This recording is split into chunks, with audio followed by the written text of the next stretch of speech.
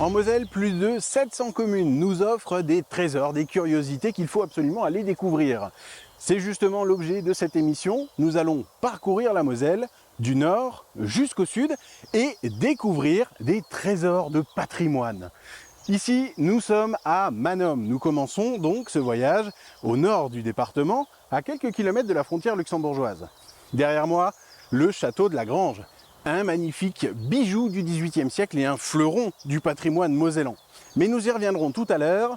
Le château de la Grange se trouve à Manom et c'est justement là que nous allons maintenant. Allons d'abord découvrir le village. C'est parti!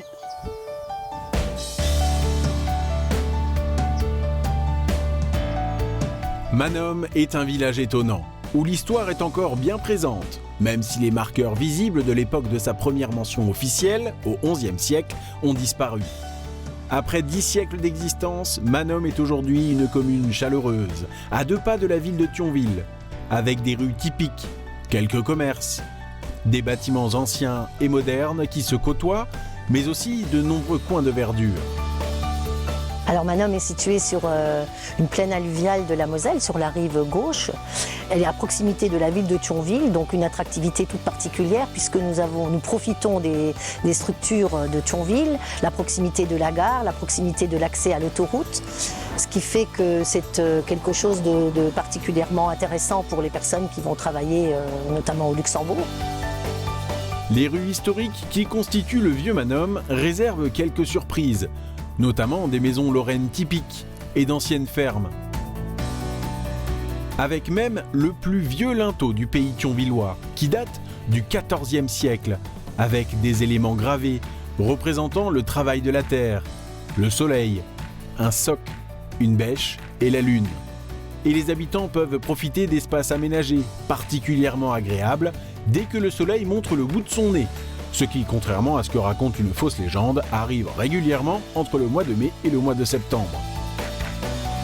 Par exemple, juste derrière l'église Notre-Dame de l'Assomption, un jardin offre un cadre paisible où Manomois et Manomoises peuvent venir se détendre et même faire un brin de lecture. Donc là, on a une boîte à livres. Oui, elle a été posée à cet endroit, elle sert à tout le monde finalement. Ça fonctionne très très bien, on a un renouvellement régulier des livres. Oui, il y a de tout d'ailleurs. Oui, il y a vraiment toutes sortes de livres, pour les adultes, pour les enfants. Avec la chaleur, je ne résiste pas à l'envie de profiter de l'ombre des arbres en feuilletant un de ces livres mis à disposition gratuitement dans ce jardin créé il y a quelques années. Alors nous nous trouvons dans le jardin des Ombrières, qui est assez récent, il a une dizaine d'années, un peu plus, et particulièrement ici sur ce qui était l'ancien cimetière communal. Et nous en avons fait le jardin de méditation, jardin du souvenir. Alors, lors des travaux d'élargissement du cimetière, nous avions effectivement mis en évidence une sortie probable de l'église directement sur le cimetière communal et les vestiges, c'est-à-dire le mur d'enceinte sur lequel on remarque une stèle assez pittoresque. Ce jardin aujourd'hui est très vivant, il sert de passage, d'entrée à tout le public pour justement se rendre à l'école.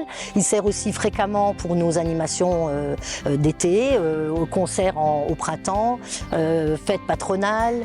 Et toutes les associations s'en servent dès qu'ils ont une fête de fin d'année, comme prochainement. Et derrière ce jardin des Ombrières, l'espace bucolique s'étend encore, offrant d'ailleurs aux élèves de Manom un chemin aussi bucolique que préservé pour se rendre à l'école. Bon, et après avoir tourné autour de l'église, faisons donc un tour à l'intérieur. Construite et modifiée entre le XIVe et le XIXe siècle, cette église présente aujourd'hui une architecture néogothique. Des vitraux du XIXe et XXe siècle contrastent avec des niches recouvertes de carrelage peint datant de 1959. Et sur le côté du chœur demeure une statue de la Vierge à l'Enfant datant du XVe siècle. Le patrimoine bâti de Manom est riche, mais le patrimoine naturel n'est pas en reste. Au cœur de la commune s'étendent de nombreuses étendues d'eau. Le territoire de Manom est riche en ressources naturelles. En témoignent bien sûr tous ces étangs qui se trouvent au cœur de la commune de Manom. Il témoigne d'ailleurs d'une activité qui a longtemps eu lieu ici, lorsqu'on recherchait du sable et du gravier, notamment pour la construction. Alors si aujourd'hui les plus anciens étangs qui étaient situés en bord de Moselle ont disparu, il en reste tout de même 17, et ce sont aujourd'hui des lieux propices à la pêche, mais aussi à la promenade. Et forcément, cela participe au cadre naturel de Manom. D'ailleurs, au bord de l'un de ces étangs se trouve le restaurant au nom évocateur, Les Étangs, l'un des plus réputés de la région. Un autre étang est situé à quelques kilomètres de là, sur le domaine du château de la Grange. Un étang connu notamment pour avoir été creusé il y a 5 siècles pour une tuilerie qui se trouvait là. Cet étang est également connu grâce au mausolée de la famille des propriétaires du château, la famille Berthier. Un mausolée aux airs de temple grec, avec une architecture néoclassique remarquable. Regardez, on se croirait dans un décor romantique. Cette famille, installée ici depuis le XVIIIe siècle, a marqué l'histoire du village. Et ce château, construit sur les fondations d'un château fort dont il ne reste que les douves, fait aujourd'hui partie des fleurons du patrimoine mosellan et participe à la fierté du village de Manom. Et rien qu'en le regardant, on comprend pourquoi. C'est une véritable merveille et une fenêtre sur le siècle des Lumières. Le château de la Grange, c'est un château de famille, déjà c'est important, du XVIIIe siècle, toujours habité et qui a été entièrement restauré depuis 2020, donc ça fait quelques années, meublé avec des meubles de famille, des portraits de famille, on ouvre à la visite, on fait des locations, des tournages de films aussi, c'est assez sympa, et on a une série de salons classés, un très beau poêle en faïence 18e qui est l'emblème de la maison, de la faïence, enfin énormément de choses qui méritent d'être vues. On fait partie intégralement de la commune de Manom, même si on est un petit peu excentré, et puis on a une histoire qui nous rattache à la mairie puisque Sylvie Berthier, la grand-mère du propriétaire actuel, était maire de Manom, et c'était une des premières femmes maires en France, et elle a été élue, elle avait 25 ans et pendant plus de 40 ans. Parmi toutes les constructions et progrès instigés par Sylvie de Berthier, maire de Manom et comtesse de Sélancy, il y a notamment l'école qu'elle fit construire avec, chose très rare à l'époque, un dispensaire et une garderie intégrée. La famille Berthier est aujourd'hui encore célébrée par la commune, comme le prouve le gymnase Arnaud de Berthier, inauguré en 2023. Après toutes ces découvertes, on peut le dire sans hésitation, Manom, c'est un village empli d'histoire, mais aussi riche de patrimoine naturel et de patrimoine ancien, avec comme clou du spectacle le château de la Grange. Et voilà pour la découverte du village de Manom et de son magnifique château de la Grange, ce bijou du XVIIIe siècle. Allez, maintenant on continue cette émission et on descend un petit peu en Moselle. On va maintenant se rendre dans le village de Ranquevaux. C'est parti!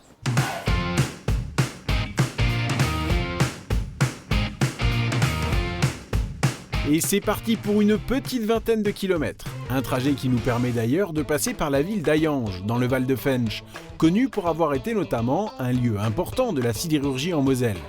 Les hauts fourneaux, vestiges de cette époque florissante, témoignent encore de cette époque où la Moselle était l'une des têtes de proue de la métallurgie. Mais Hayange est également connue pour son église étonnante.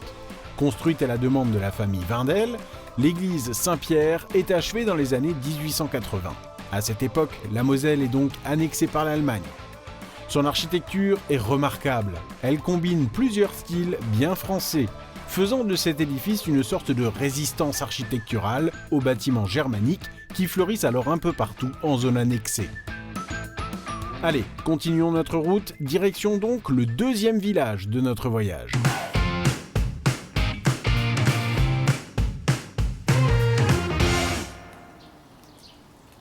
Nous voici donc à Ranquevaux, une commune d'un peu moins de 1000 habitants située entre Thionville donc et Metz.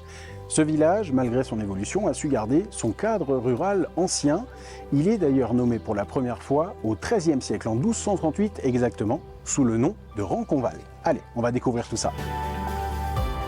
Ce village, niché au cœur d'un vallon entouré de forêts, est un puzzle d'histoire, avec des éléments anciens qui donnent à la commune un visage de caractère, mais aussi des bâtiments plus récents, notamment des habitations. Le tout formant un village agréable où les surprises se succèdent au fur et à mesure de notre promenade.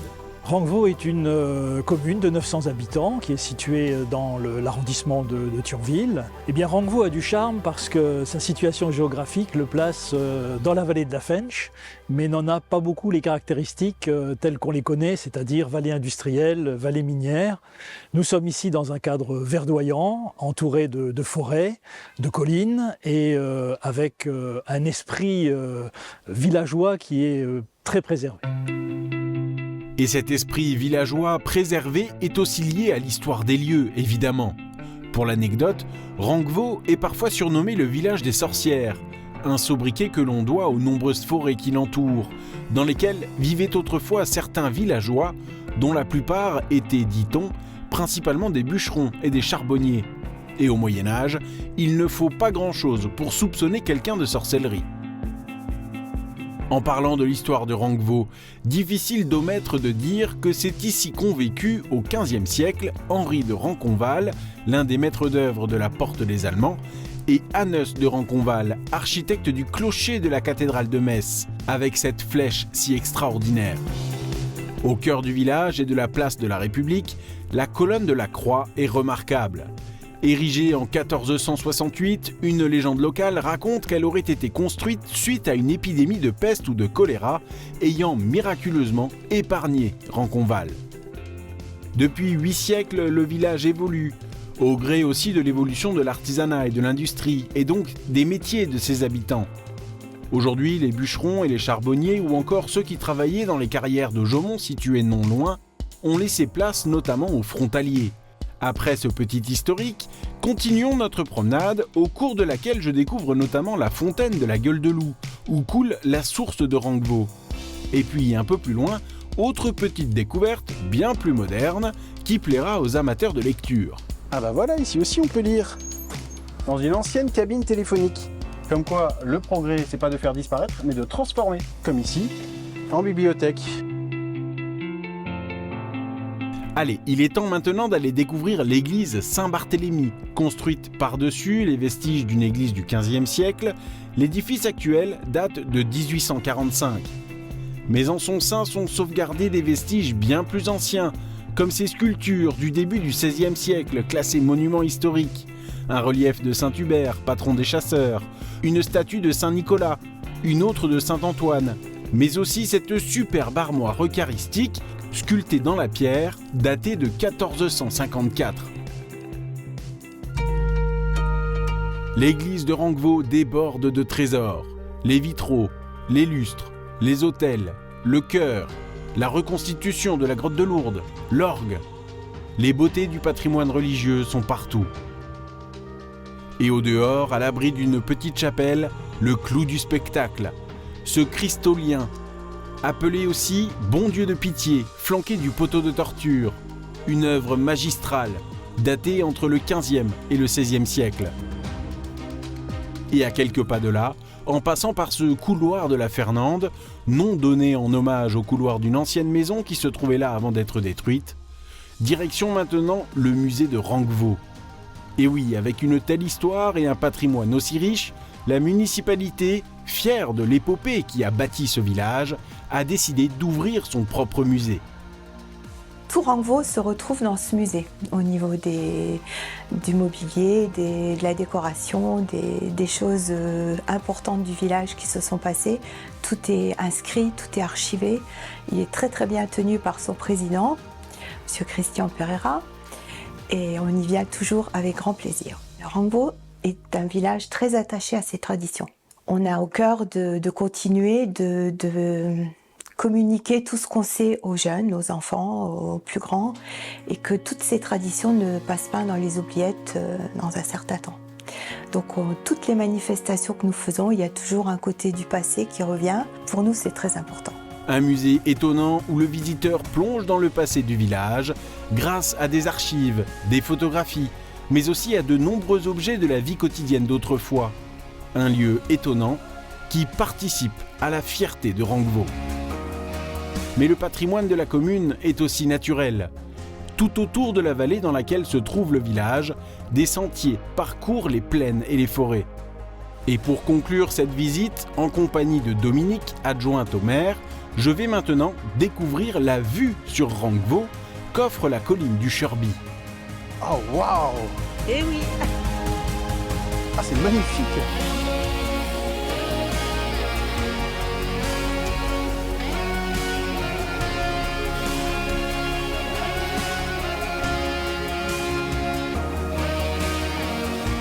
Vous avez devant vous Rangvo au fond d'un vallon. C'est ce cadre-là qui est tout à fait exceptionnel et qui incite les gens de l'extérieur à considérer Rangvo comme des petites Vosges et à se déplacer en nombre pour pouvoir profiter du décor. Il y a énormément de sentiers de découverte. Il y a des sentiers de découverte qui ont été installés par le Conservatoire des espaces naturels et des sentiers de découverte qui ont été balisés par le Club Vosges. Et puis il reste tous les sentiers qui ne sont pas balisés mais qui sont fortement fréquentés entre la forêt et les collines. La commune, qui couvre 300 hectares, a d'ailleurs la particularité d'être pourvue de 3 spécificités naturelles, avec des pelouses calcaires, une zone humide et une zone froide, avec à chaque fois la faune et la flore qui s'y rattachent.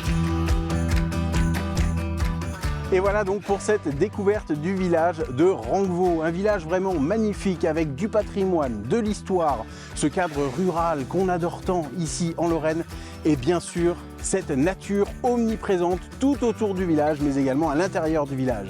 Vraiment, Rangvo, un village magnifique que je vous invite à découvrir.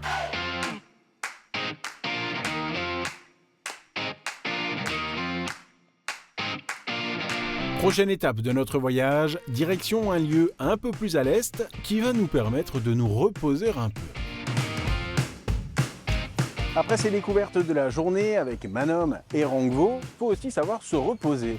Cette nuit, nous allons la passer à la Grange de Condé. Et déjà, comme vous pouvez le voir, la Grange de Condé, c'est un lieu dans lequel on peut vraiment se reposer, se détendre, mais aussi très bien manger. Vous voyez tout ça, on va vous le montrer parce que oui, pas de repos pour les braves.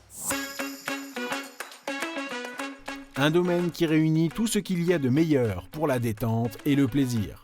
17 chambres luxueuses, pleines de charme, mais aussi 6 suites aux décorations thématiques permettant de se sentir à l'aise.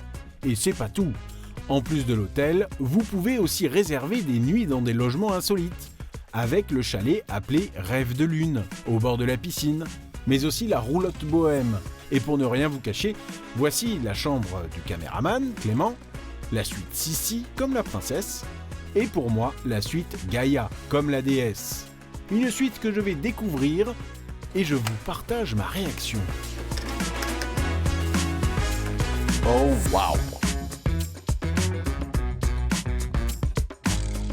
Eh ben, c'est hyper chouette. Et en plus d'un dodo inoubliable, vous pouvez profiter d'un espace bien-être de plus de 560 mètres carrés.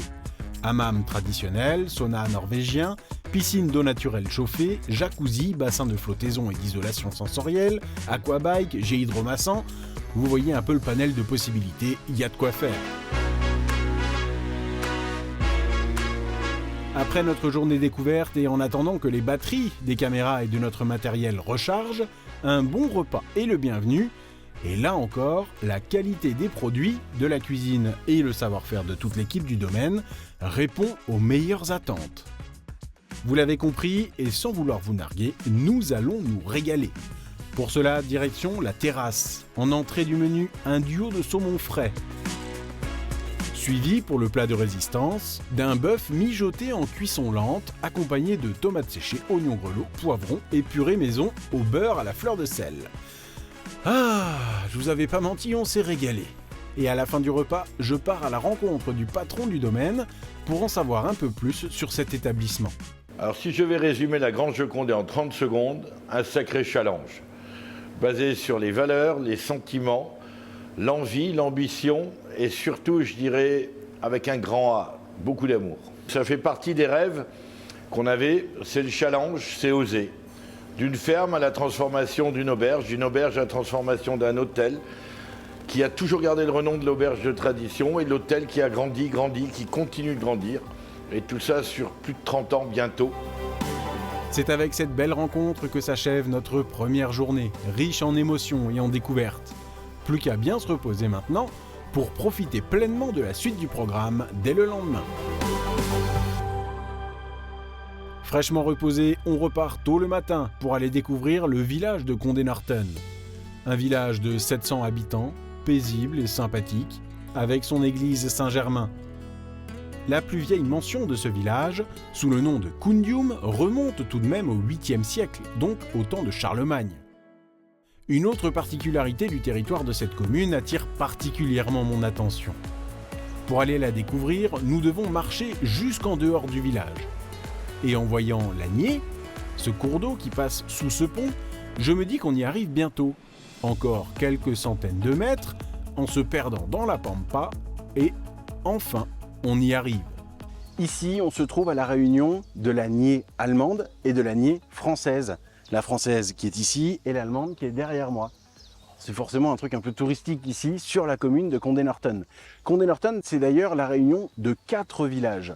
Le village de Condé, le village de Norton, le village de Pontigny et le village de l'Outremange. D'ailleurs, le blason d'aujourd'hui de Condé-Norton réunit chaque fois un élément d'un de ces villages. Bref, une belle union qui aujourd'hui se fait aussi symboliquement avec l'union donc de l'Agnier allemande et de l'Agnier française.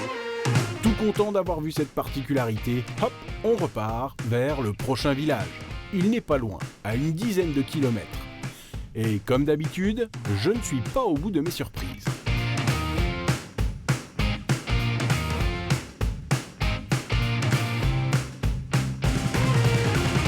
Nous voici donc à Bionville-sur-Nier, un beau village d'un peu moins de 400 habitants, coupé en 2 parties avec Bionville-sur-Nier et son annexe un tout petit peu plus loin, Morlange. Nous allons arpenter ce village et son annexe et découvrir de nombreux petits bijoux de patrimoine. C'est parti. À première vue, ce village ressemble à beaucoup d'autres. Vous savez, ce genre de village dans lequel on passe sans s'arrêter. Eh bien, c'est un tort. Et cette commune va encore une fois me le prouver. Car derrière ces rues typiques et les murs des grands bâtiments qui participent au visage de Bionville-sur-Nier se cachent de nombreux trésors. Et ce n'est pas Gérard Bazin, maire depuis plus de 23 ans, qui me dira le contraire. C'est vraiment le village de campagne. Notre point fort, je dirais, de notre village, c'est la sympathie des gens. Une solidarité quand même entre eux. Donc c'est vrai que notre commune, on a la chance d'avoir une chapelle qu'on a rénovée, intérieur et extérieur, l'église de Bionville, avec un orgue, vraiment quelque chose d'exceptionnel, et une salle des fêtes qu'on puisse au moins se réunir, où on a mis dans les 450 000 € pour justement réunir la population. Tous nos grandes fêtes se font là. Voilà une présentation qui donne envie de se lancer dans la visite. Alors c'est parti. Commençons par l'église Saint-Jean-Baptiste, construite dans la seconde moitié du XVIIIe siècle, avec un clocher néo-roman qui date quant à lui de la fin du XIXe siècle. À l'intérieur, en plus des vitraux et du chœur, mais aussi des autels, ce qui attire l'œil, c'est bien sûr l'orgue, qui date de plus d'1 siècle. Entièrement restauré dans les années 2010, il possède plus de 800 tuyaux en bois. L'autre grand bâtiment du village, c'est ce château qui date du XVIIe siècle. Construit par Pierre Joly, procureur du roi Henri IV à Metz, ce château trône au cœur de Bionville-sur-Nier depuis 4 siècles. Sous le Premier Empire, il fut même transformé en hôpital. Et pour recevoir les blessés, il était plutôt bien placé. En effet, les terrains alentours ont été des champs de bataille lorsque les troupes de Napoléon Ier ont tout fait pour freiner l'avancée prussienne et russe. Pour autant, tout en gardant son aspect historique et authentique, la commune fait aussi en sorte de moderniser le village afin de l'adapter à la vie quotidienne d'aujourd'hui. Par exemple, cette salle des fêtes, récemment terminée, est difficile à louper avec sa couleur bordeaux. Cet espace, prêt à accueillir les habitants pour toutes les bonnes occasions, est installé à côté d'une stèle qui commémore une triste histoire de la commune. Ici se trouvait autrefois une grande synagogue. Dès le XVIIe siècle, le village est pourvu d'une importante communauté juive. D'ailleurs, sur un tableau situé dans la salle du conseil municipal, nous pouvons voir à quoi ressemblait le village en 1925. Et sur ce tableau se trouve la synagogue, détruite par les nazis en 1940. Au cœur du village, La place Simone Veil, inaugurée en 2019, rappelle que la famille de l'ancienne ministre d'État a vécu ici. Autre élément présent sur le tableau, l'ancien moulin, devenu aujourd'hui l'une des exploitations agricoles du village, au bord de l'Agnier. L'Agnier, d'ailleurs.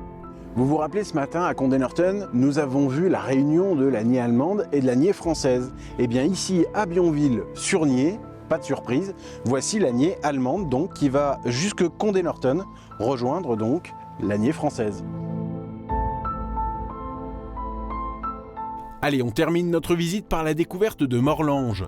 Aujourd'hui une annexe de Bionville-sur-Nier, mais ce n'est qu'en 1812 qu'elle y fut rattachée sur ordre de Napoléon Ier, vexé, semble-t-il, par un comportement un peu trop rebelle des Morlangeois.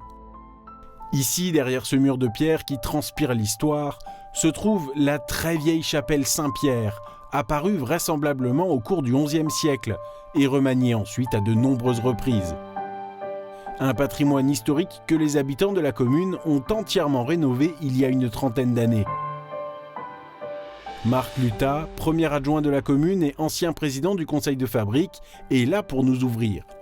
Mais les vieilles portes sont parfois capricieuses. Heureusement, après quelques minutes d'effort, il finit par y arriver.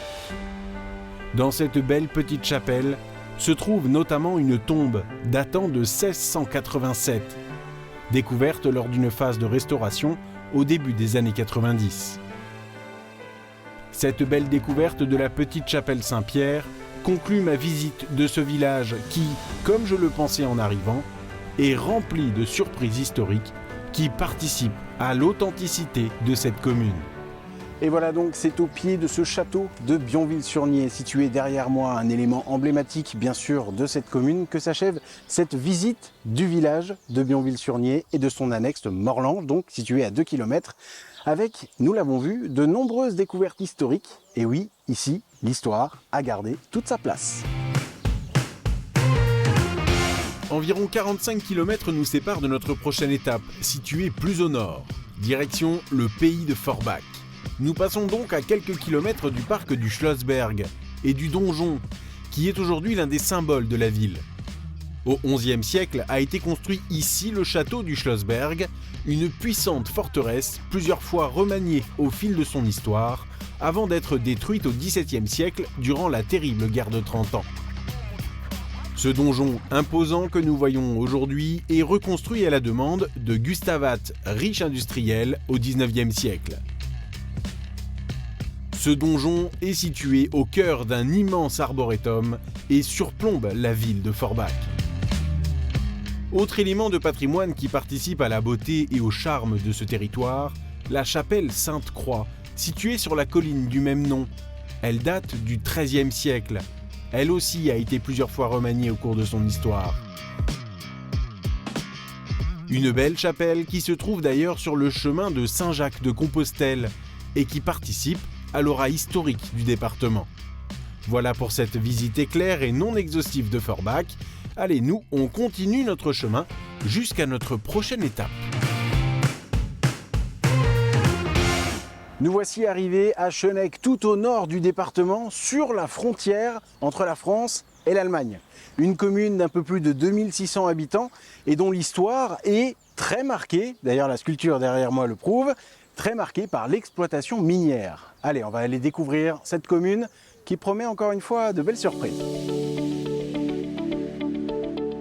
Située au nord de Forbach, Schöneck est une commune composée très majoritairement d'habitations, avec parfois une architecture allemande typique, bien visible, mais aussi des maisons très colorées. Comme je vous le disais, les témoignages de l'époque minière de ce grand village sont nombreux. Par exemple, c'est ici qu'existe le premier puits de charbon de Lorraine. Il se trouve juste ici. Alors je sais, ça ne paye pas de mine comme ça, mais cela reste un lieu historique. Premier puits de charbon de la région quand même, sondé pour la première fois en 1817. Sur la zone industrielle, un déchevalement est encore visible, élément autrefois indispensable au bon fonctionnement du système d'extraction de la mine. L'autre chose que je remarque en me promenant, c'est aussi la forêt qui semble entourer la commune. Allez, direction la mairie pour une petite présentation du village par le maire. Schöneck, cela signifie beau coin. Et ensuite, la particularité de Schöneck, c'est que le village est encastré dans une zone entourée de forêts. Voilà. C'est un village transfrontalier européen. Après-guerre, il y avait dans un quartier qui a été reconstruit ensuite construit par les Houillères une quinzaine de nationalités qui sont ensuite partis sur Beren dans des logements un peu plus décents. Et depuis, de toute façon, nous sommes un village frontalier, bilingue, il y a beaucoup d'Allemands chez nous. Et nous allons souvent faire nos courses en Allemagne, les Allemands viennent faire leurs courses chez nous, et puis nous avons des relations.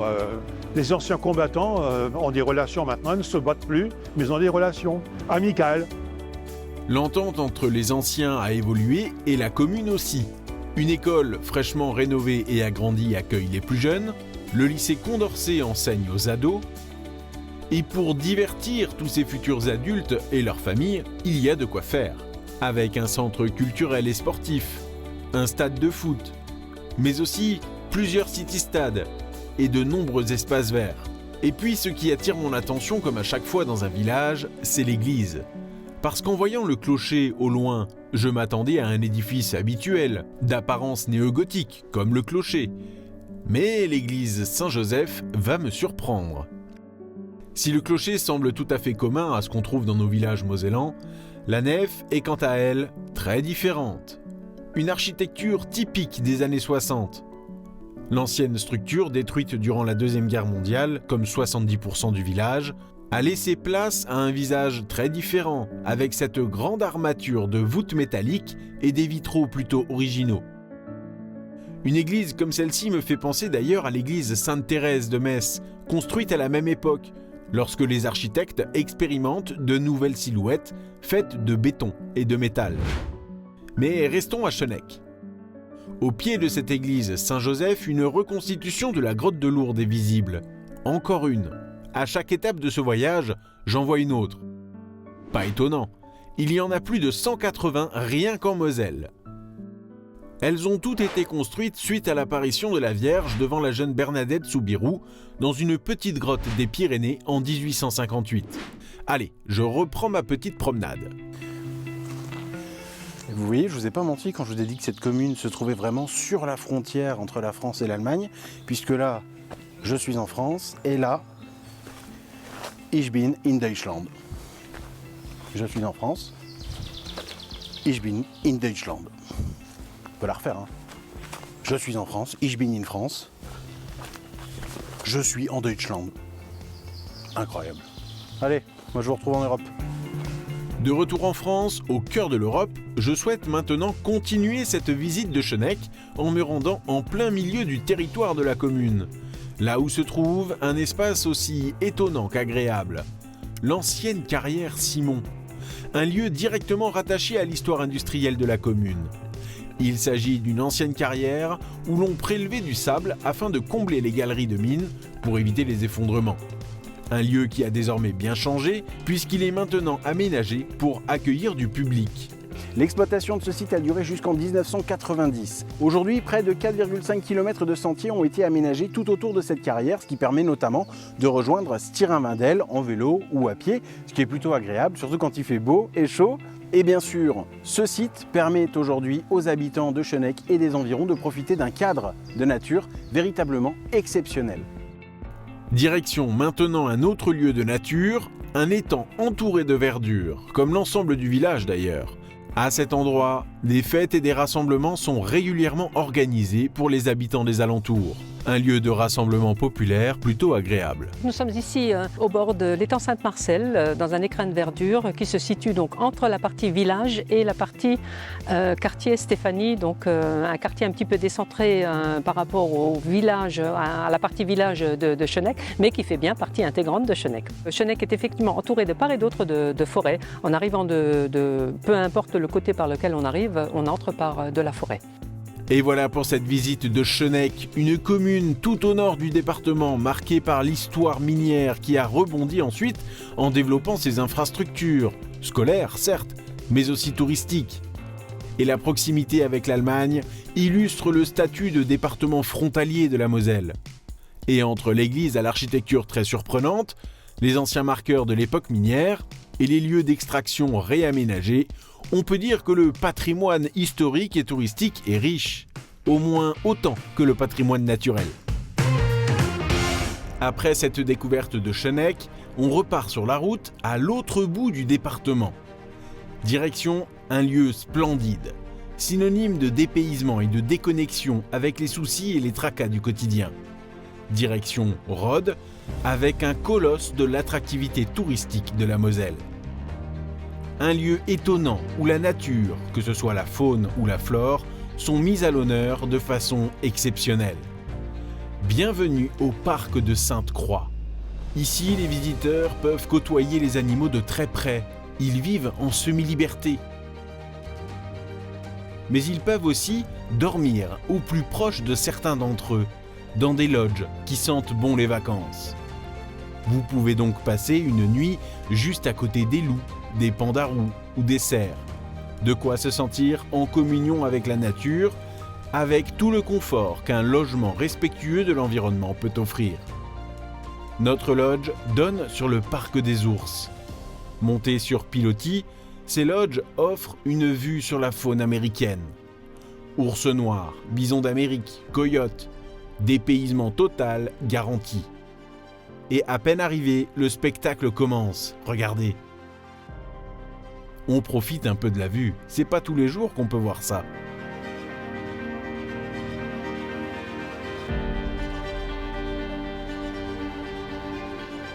Et puis on pose nos affaires, direction le restaurant. On traverse donc le parc, une façon très agréable de finir la journée. À 20h, heure à laquelle nous tournons ces images, le parc est presque vide. Mais en passant près de la ferme pédagogique, nous croisons tout de même quelques chèvres de Lorraine. Et en face de notre table au restaurant, histoire de vous rendre un peu jaloux, je vous la montre, voilà la vue qu'on a, la plaine des cerfs. Si au début les cervidés sont un peu timides, avec un peu de patience, on finit par les voir s'approcher. Exceptionnellement, on nous a même laissé nous approcher encore un peu, pour notre plus grand bonheur.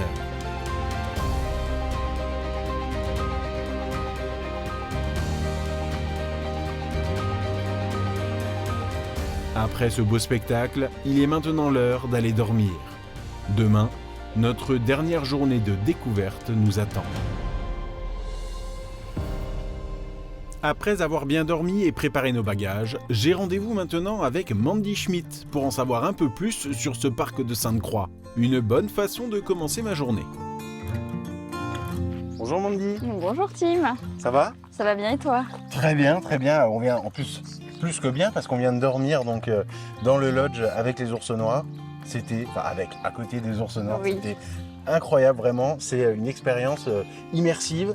J'imagine que c'est ça qui est recherché par les gens qui viennent, c'est le dépaysement, l'immersion, découvrir des choses qu'on ne voit pas ailleurs en fin de compte. Tu l'as vu quand tu es arrivé, on est au milieu de nulle part, on est vraiment à la campagne, au cœur de la nature et on va vraiment rechercher ça, cette bulle de nature, ce dépaysement total avec les animaux. Et en fait, on montre toute la beauté de la nature parce que pour montrer aux gens la beauté qui est à préserver aussi. Et alors, pour montrer justement cette nature, ces espèces animales à préserver, ce qui est génial ici, c'est qu'on est vraiment sur un parc animalier, c'est d'ailleurs le nom, parc animalier oui. Sainte-Croix. Mais les animaux sont en semi-liberté et ça change tout. On a la chance d'avoir 120-130 hectares d'espace, de nature, ce qui permet d'avoir vraiment des grands enclos, des grands espaces pour les animaux, ce qui rend cette expérience encore plus exceptionnelle. C'est parfait. Voilà, donc il ne faut pas oublier pourquoi partir loin en vacances quand on a le parc de Sainte-Croix, c'est exceptionnel.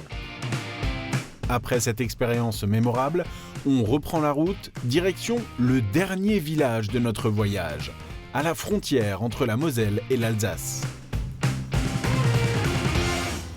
Nous voici à Hasselbourg, au sud du département de la Moselle. Un beau village avec un peu plus de 300 habitants et beaucoup de patrimoine, beaucoup d'histoire que nous allons découvrir tout de suite. Ce village des Vosges du Nord surplombe la vallée de la Zinsel, offrant aux habitants un panorama étonnant. Un village où les habitations de la rue principale sont disposées en cercle, plutôt atypique, vous en conviendrez. Une spécificité qui est directement liée à l'histoire du village, puisque c'est autour de l'ancien oppidum gallo-romain que s'est construit Haselbourg. Mais même si les marqueurs des anciens temps sont nombreux, il n'y a pas que le passé qui s'inscrit ici. Plusieurs espaces réservés au sport et une salle polyvalente le prouvent. Nous sommes dans un écrin de verdure avec beaucoup de sentiers boisés, de forêts de sentiers boisés.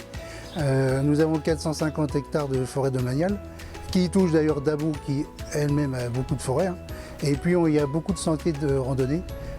Nous avons également beaucoup de gîtes sur la commune, qui peuvent permettre d'y séjourner, de découvrir le village où il fait bon vivre, à 400 mètres d'altitude.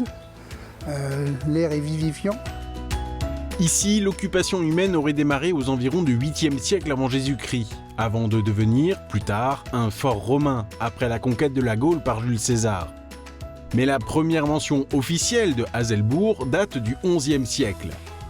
Détruit plusieurs fois au cours de son histoire, notamment par les Suédois durant la guerre de 30 ans en 1632, Haselbourg est aujourd'hui un village paisible, à l'allure très touristique. Au cœur du village, l'église Saint-Louis attire le regard. Je précise d'ailleurs qu'elle aussi est pourvue d'une mini-grotte de Lourdes, créée il y a plus d'un siècle. Construite par-dessus une église plus petite et plus ancienne, elle est inaugurée au milieu du 19e siècle. Elle a pu voir le jour grâce notamment aux efforts des habitants qui ont réuni 838 francs or, mais grâce également aux dons des curés de la région qui parvinrent à donner 200 francs or, mais aussi, enfin, à un don de Louis-Napoléon de près de 5000 francs or. Une somme importante pour l'époque. Une église de village assez typique qui participe au charme de la commune. L'église est du style roman. Et donc il n'y a pas de particularité spéciale, mais voilà, on a fêté récemment le centenaire des cloches, la bénédiction des cloches et de la grotte de Lourdes. Haselbourg, c'est un beau village, c'est accueillant, c'est paisible, on y vit bien, c'est un endroit idyllique. Voilà, moi je suis né ici, je quitterai pour rien au monde la région, quoi. L'église a aussi la particularité d'avoir intégré à l'un de ses murs les restes d'une statue du dieu romain de la guerre, Mercure. Le patrimoine de cette commune comporte aussi ces maisons troglodytes situées sous le rocher du Falkenfels. Restaurées en 1993, ces maisons où vivaient autrefois des ermites, et ce jusqu'au début du XXe siècle, font aujourd'hui partie des trésors qui ponctuent les chemins de randonnée de Haselbourg. Et à l'autre bout du territoire de la commune, un autre élément de patrimoine participe à l'aura historique. La chapelle Saint-Fridolin, du nom d'un moine irlandais venu évangéliser la région au début du VIe siècle. La légende raconte que c'est lui, Fridolin, qui posa la première pierre de l'église qui se trouvait ici. Si l'église a aujourd'hui disparu, l'esprit sacré du lieu reste très présent. C'est contre la chapelle de bois construite au début du XXe siècle que je retrouve Rémy Bourg, 90 ans, et passionné par ce village dans lequel il fut très actif tout au long de sa vie. C'est d'ailleurs lui, avec l'aide de ses enfants, qui installa cette statue de Saint-Fridolin. Et il va d'ailleurs me raconter une légende concernant cet énorme objet sculpté dans la pierre. Derrière nous, c'est le baptistère. Et à 200 mètres d'ici, il y avait une ferme. Et il paraît que le paysan, il a cherché le baptistère pour un abreuvoir pour ses bœufs. Il a cherché la journée et le lendemain matin, la pierre, il était de nouveau sur la place. Une légende plutôt intéressante, sachant que ce baptistère pèse tout de même plus d'1,5 tonne. Comment a-t-il pu retrouver sa place tout seul? Je n'ai pas la réponse. Cette chapelle marque aussi l'emplacement d'un petit village qui se trouvait ici, Fischbach. Détruit durant la guerre de 30 ans, il ne sera jamais reconstruit. Pour ceux qui souhaiteraient venir en visite ici à Haselbourg et aux alentours, sachez que plusieurs gîtes peuvent vous accueillir sur cette commune. Des légendes, des vestiges historiques, au cœur d'un territoire boisé. Il y a vraiment tout ce qu'il faut à Haselbourg pour en faire un village aussi étonnant qu'attrayant. Pour finir ma visite, je prends encore un peu plus de hauteur et je monte sur la butte, classé monument historique en 1930. Sur cette butte se trouvait autrefois une partie de l'oppidum romain. Et c'est en 1932 qu'on y installe une statue du Christ roi qui surplombe la vallée. Et voilà donc pour cette découverte du village d'Azelbourg au sud du département mosellan. Un village avec de nombreux vestiges de patrimoine qui nous rappelle à quel point l'histoire de la Moselle est passionnante. Pour terminer notre voyage, on ne peut pas s'empêcher de passer par l'une des grandes stars du tourisme mosellan, le rocher de Dabo, une merveille géologique. Ce promontoire rocheux de grès rose est aujourd'hui surmonté de la chapelle Saint-Léon, mais autrefois, c'est un château fort qui dominait ici la vallée. Un château aujourd'hui disparu, détruit en 1679 sous le règne du roi Louis XIV.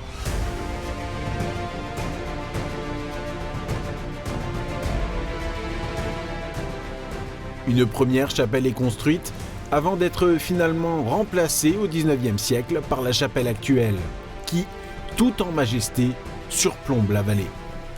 Cette chapelle est édifiée en l'honneur du pape Léon IX, qui a vécu au XIe siècle et qui est originaire de la région. Un lieu qui permet de terminer en beauté notre voyage aux quatre coins du département de la Moselle.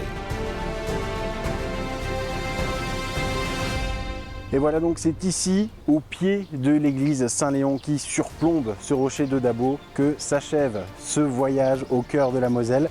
Nous avons découvert beaucoup de choses, beaucoup d'éléments de patrimoine, beaucoup d'histoires qui, à leur façon, en les imbriquant les unes dans les autres, participent à l'histoire de la Moselle. À bientôt pour de nouvelles découvertes.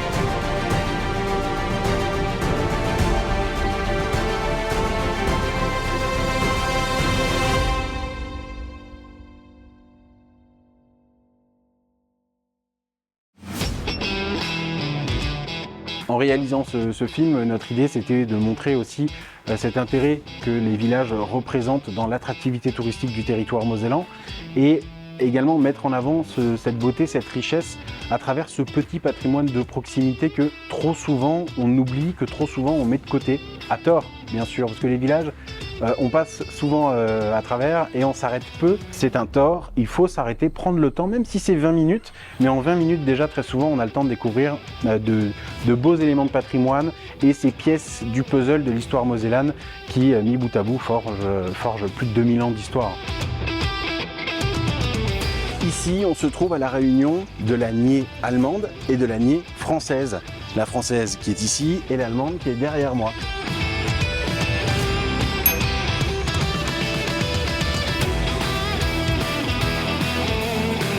Au fur et à mesure qu'on entrait vraiment dans le vif du sujet, dans chacun de ces deux villages, on avait des surprises qui se succédaient. Le petit musée, par exemple, à Rangvo, c'était une merveille. À Manom, ce château de la Grange, vraiment une pépite de notre patrimoine mosellan. Et puis, bien sûr, cette vue magnifique que nous offrait le panorama au-dessus de Rangvo. Enfin bref, vraiment une journée magnifique. Oh, waouh! Eh oui! Ah, c'est magnifique! Les villages mosellans sont une composante extrêmement importante du visage, de l'identité mosellane. Et c'est aussi ça qu'on a voulu mettre en avant avec Clément. C'est montrer à quel point finalement ce tissu qui fait que la Moselle est un patrimoine riche et riche de son patrimoine, c'est aussi les villages qui le prouvent. Ce soir, ensuite, la découverte, ou redécouverte, puisque pour tout vous dire, j'étais déjà venu, mais la redécouverte du parc de Sainte-Croix, à chaque fois, c'est des émotions exceptionnelles, des nombreuses rencontres avec ces animaux magnifiques, avec des superbes images de Clément, notamment sur les faons, les cerfs. Bref, ça, c'est toujours des souvenirs qui restent. Les surprises pendant le tournage, ça a été assez intense, hein. On a tout tourné sur 3 jours, donc quasiment pas de pause. On allait de surprise en surprise, on allait de lieu en lieu, hein. Il y avait quand même 8 étapes, dont 6 villages. Donc on est allé extrêmement vite et en même temps on a pris le temps aussi de découvrir ces petits éléments du patrimoine de chacun de ces villages. Nous avons découvert beaucoup de choses, beaucoup d'éléments de patrimoine, beaucoup d'histoires qui, à leur façon, en les imbriquant les unes dans les autres, participent à l'histoire de la Moselle.